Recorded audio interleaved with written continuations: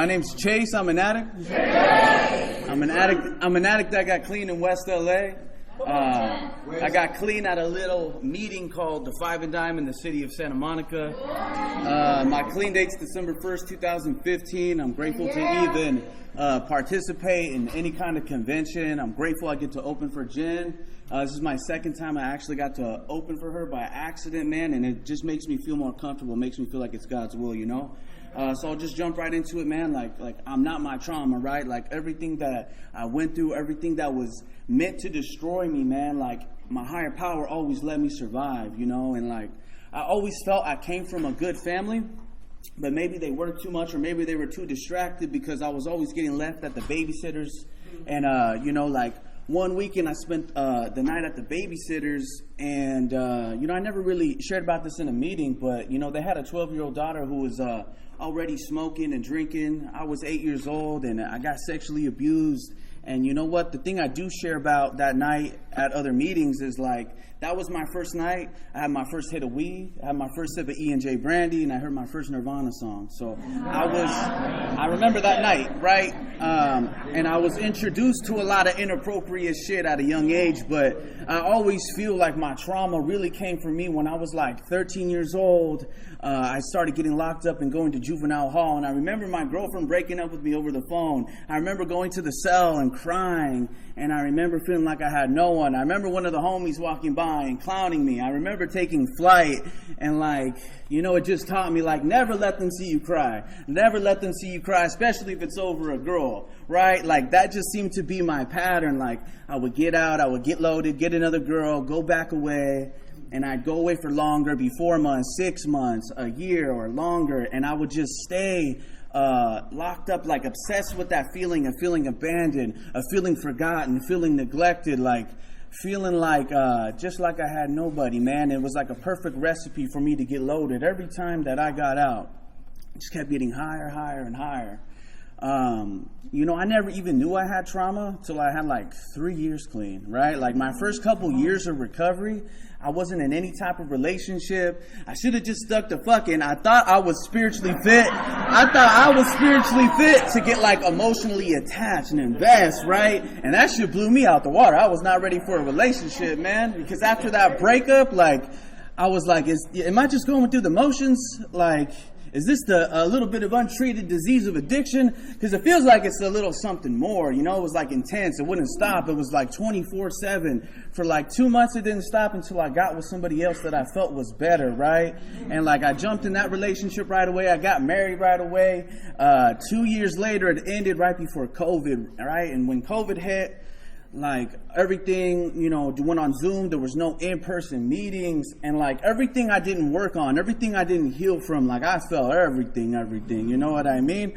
And I started learning that I had attachment trauma, and I just want to share about that because I never really talk about that with anyone, right? And like just the feeling of it, right, is like, you know, it's like a not voluntary obsession about another person, right? It's like a low-level tugging, like a low-level reminder to just stay focused on the other person.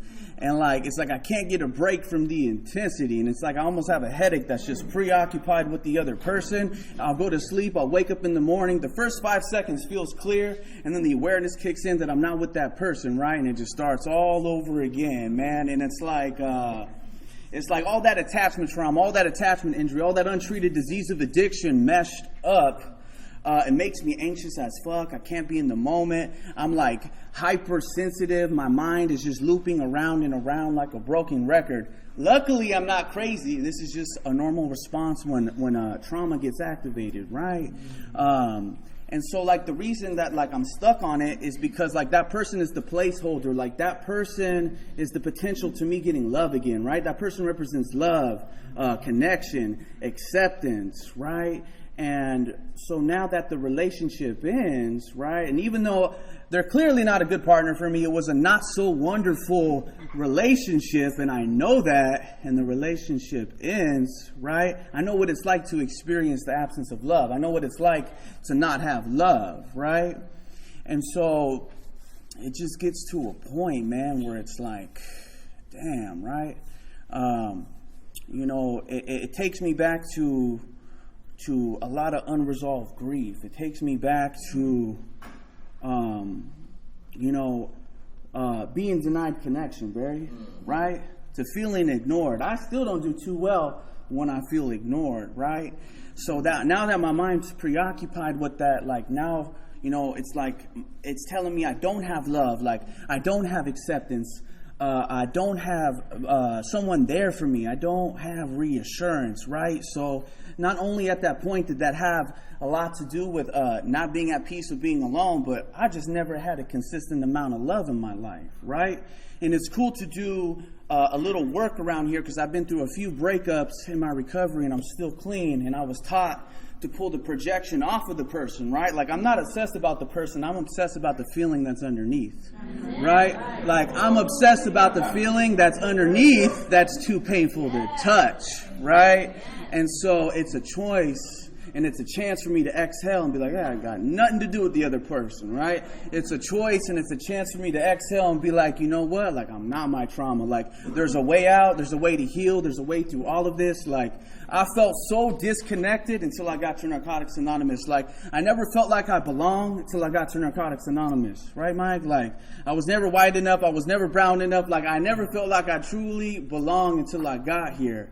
Right? I've never had so many people offer a level of like emotional, like I've never had so many people engage with making sure that they know that I know that I'm loved, that I'm okay, that I stay clean. Like, man, like just for today, man, like I'm not my trauma. Just for today, I'm a son. I could always be a better son. Thank you. My parents moved from Ventura County to Palm Desert 18 months ago. If you're from this area, I still need to get plugged in around here. Just for today, I'm a father. I'm Nevaeh Loves and Noah's dad, right? Like, just for today, man, like, I'm a pretty gentle-spirited, kind, loving person that just wants to, like, laugh and stay clean with his friends and family. That's pretty much who I am. But I'm also, a house manager at a recovery home in Hollywood. I'm a counselor at a treatment center in the San Fernando Valley. I'm a student at West LA. I'm a Salvation Army alumni that spends time with his sponsees. I'm a sponsor today. I'm a sponsee. I'm a trusted servant at the Grow or Go meeting in Long Beach. And you know what? Like, I have a little foundation in Ventura County, in the Gold Coast, and in West LA, and Greater Hollywood, and East LA, and Eastern counties, and in Long Beach. And I have my friends from Bakersfield and San Bernardino and Orange County and the Inland Empire. I don't say any of that to brag, man. I say that because, trust me, like, I have a lot of work to do on myself still. I still receive outside help, but I ain't never had so much healing and love, like the love that I've gotten in the rooms of Narcotics Anonymous. Like, I love all you guys. There's so much love that I feel that I'm here, that it helps me through all this trauma, that helps me through all this, all these mistakes that I make along the way. Something I just want to share real quick, man, is like my coworker, she was facilitating a group. She asked if I wanted to be a part of the exercise. I said, of course. And she's like, this is how it's going to go. So in front of all my clients, she goes, who are you? And I was like, I'm Chase. She's like, who are you? I'm a counselor. Who are you? I'm a student. Who are you? And after a few times, I'm like, damn, who the fuck am I? You know what I mean? And I want to say, like, maybe after like 8 or 9, and then she goes, who are you really? And I was like, I'm just some dude trying to stay clean, And you know what? Just for today, I'm just some dude trying to stay clean. I'm not my trauma. Like, I'm grateful for all of you guys. I'm from West LA. Thank you for letting me be of service.